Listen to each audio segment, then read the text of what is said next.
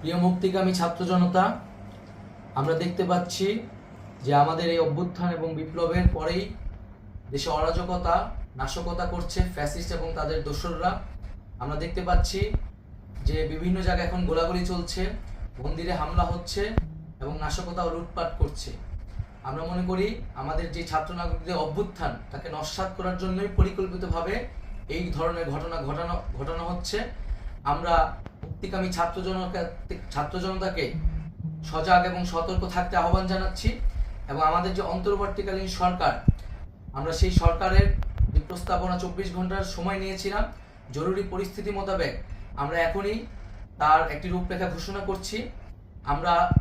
আমরা সিদ্ধান্ত নিয়েছি যে সর্বজন গ্রহণযোগ্য আন্তর্জাতিক খ্যাতিসম্পন্ন নোবেল পুরস্কার বিজয়ী ডক্টর মোহাম্মদ ইউনূসকে প্রধান উপদেষ্টা করে অন্তর্বর্তীকালীন সরকার গঠন করা হবে এবং ডক্টর মোহাম্মদ ইউনূসের সাথেও আমাদের কথা হয়েছে। তিনি ছাত্র জনতার আহ্বানে বাংলাদেশকে রক্ষা করতে এই গুরুদায়িত্ব নিতে সম্মত হয়েছে।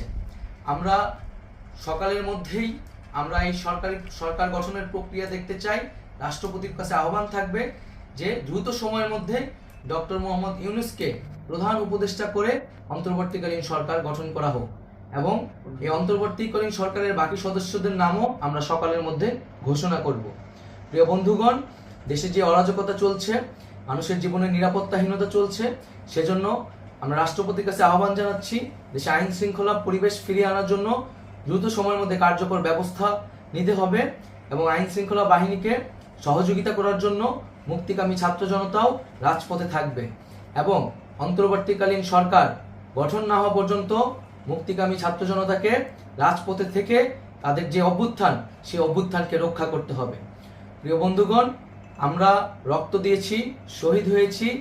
আমাদের যেই প্রতিশ্রুতি একটি নতুন বাংলাদেশ গঠন করার জন্য, সেটিকে আমাদের অবশ্যই বাস্তবায়ন করতে হবে এবং অবশ্যই ছাত্র জনতার প্রস্তাবিত সরকার বাদে কোনো ধরনের সরকার কিন্তু মেনে নেওয়া হবে না। আমরা বলেছি কোনো ধরনের সেনাশাসিত সরকার অথবা সেনা সমর্থিত সরকার অথবা এই ফ্যাসিস্টদের দোসরদের কোনো বিটিম সরকার কিন্তু আমরা মেনে নিব না। কোনো গণবিরোধী সরকারকে মেনে নেওয়া হবে না। ছাত্র জনতার অভ্যুত্থানকারী যে প্রস্তাবিত সরকার, অন্তর্বর্তীকালীন সরকার, যেটা আমরা সিদ্ধান্ত উপনীত হয়েছি ডক্টর মোহাম্মদ ইউনূসকে প্রধান উপদেষ্টা করে এই সরকার গঠন করা হবে, সেই সরকারকেই বাস্তবায়ন করতে হবে অবিলম্বে। আগামীকাল সকাল থেকে সকলকে আহ্বান জানাচ্ছি রাজপথে থাকার জন্য এবং আমাদের যেই সাম্প্রদায়িক সম্প্রীতি এবং রাষ্ট্রীয় সম্পদ রক্ষা কমিটির ঘোষণা হয়েছে বৈষম্যবিরোধী ছাত্র আন্দোলনের নেতৃত্বে, সকল পাড়ায় পাড়ায় এলাকায় এলাকায় সেই কমিটি পাহারায় থাকবে। আমাদের সংখ্যালঘু কমিউনিটিকে আমাদের রক্ষা করতে হবে, রাষ্ট্রীয় সম্পদ এবং এই দেশকে রক্ষা করতে হবে আমাদের।